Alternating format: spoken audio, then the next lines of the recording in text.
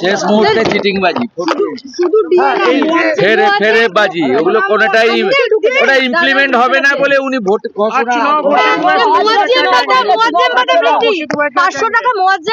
আরে যেগুলো উনি শেষ মুহূর্তে টুইট করেছেন ওগুলো বাস্তবে রূপ নেবে না। উনি জানেন ভালো করে এমসিসির number of beneficiary, amount of benefits হয় না, জেনে শুনে করেছে।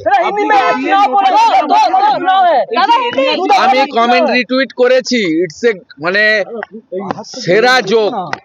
এই বছরের মানে এই ইয়ারের সবচেয়ে বড় জোক হচ্ছে ভোট ঘোষণার আধ ঘন্টা আগে ডিএর কথা বলা।